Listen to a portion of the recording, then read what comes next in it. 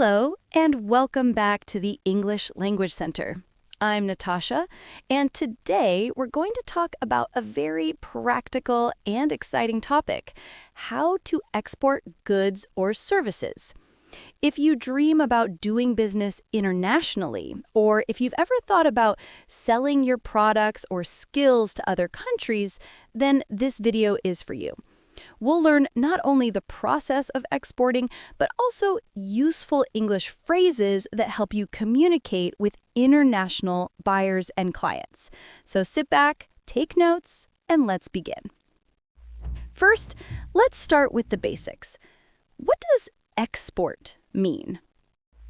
To export means to send goods or services from one country to another for sale.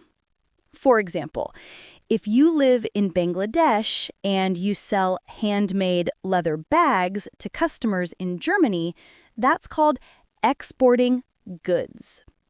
If you provide online graphic design services to a company in the United States, that's called exporting services.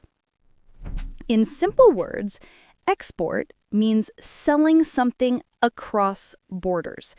The opposite of export is import, which means buying goods or services from another country. Let's look at some common vocabulary. Exporter, a person or company that sells goods abroad. Importer, a person or company that buys goods from abroad. Shipment, the process of sending goods from one place to another. Customs, the government office that checks goods crossing the border. Trade license, permission to conduct business legally. Invoice, a bill or document showing the value and details of what is being sold. Now, let's move on to the real steps of how to start exporting. The first step is selecting what you want to export. This step is very important. You should choose a product or service that has demand in other countries. Ask yourself, what can I produce that people abroad will find valuable? What makes my product different or better than others? Is my product easy to ship? Examples of exportable goods: garments and textiles, leather goods, handicrafts, processed foods, electronics parts, furniture. Examples of exportable services: graphic design, digital marketing, programming and software development, translation, customer support. Remember, service export is growing faster than goods export in today's digital world. The second step is finding your target market. A target market means the group of people or countries most likely to buy your product or service. You can use websites like Alibaba.com, trademap.org, export.gov, Amazon Global Selling, eBay International. Do some research. Which countries import your type of product? Who are your potential customers or distributors? What are the import requirements in those countries?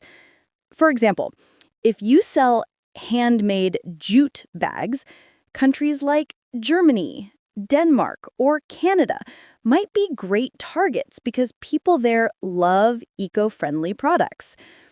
Use online tools like Google Trends, LinkedIn, and Facebook Marketplace to study what people want in other countries. Before you send your goods abroad, you must follow the legal requirements of export. This part may sound complicated, but I'll make it simple. Here's what you generally need: trade license, permission to do business, exporter registration certificate, ERC, provided by your National Export Authority. Tax Identification Number, TIN, for tax-related purposes. Bank account for international transactions, usually with a bank that supports foreign exchange. Pro forma invoice, a draft invoice sent to buyers before the shipment. Commercial invoice, the final bill with details of goods, price, and delivery terms. Packing list describes the contents of each package. Bill of lading, BL, a shipping document proving goods were sent. Certificate of origin states the country where goods were made. Insurance certificate covers damage or loss during shipping. If you export services, you still need a valid business license and agreements between you and your clients. Now, this is the most interesting part, finding your international buyers. Here are some practical ways. Online marketplaces. Alibaba.com, madeinchina.com, global sources, tradeindia.com, export hub. Freelance platforms for services. Fiverr, Upwork, Freelancer, TopTal. Social media and email marketing. Create business pages on LinkedIn, Facebook, and Instagram. Post product photos, videos, and business updates. Use email marketing tools to send product catalogs and offers. Trade fairs and exhibitions. Attend local or international expos related to your industry. Exchange business cards and follow up later with professional emails. B2B directories and chambers of commerce. Register your company with your National Chamber of Commerce or Export Promotion Council. Now, let's learn some common English sentences used when contacting buyers. Example email template. Subject: introduction of our leather bag export business. Dear Mr. Smith, I hope this message finds you well. My name is Natasha from Leathercraft, Bangladesh. We manufacture high-quality leather bags and are currently seeking importers and distributors in Europe. Please find attached our product catalog and pricing details. We would love to discuss possible cooperation with your company. Looking forward to hearing from you soon. Best regards, Natasha, Export Manager, Leathercraft, Bangladesh. These kind of emails sound polite, confident, and professional. Once you find potential buyers, you must learn how to negotiate prices and terms. This is where clear English communication becomes very important. Let's learn some useful expressions. We can offer you a competitive price of... The minimum order quantity is...